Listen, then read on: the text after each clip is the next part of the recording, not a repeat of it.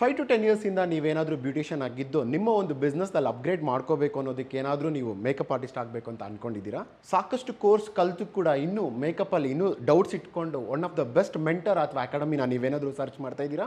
ಅದಕ್ಕೆ ಸೊಲ್ಯೂಷನ್ ಆಗಿ ಈ ಒಂದು ವಿಡಿಯೋ. ನಾನು ನಿಮ್ಮ ರಾಜ್ ಕ್ರಿಶ್.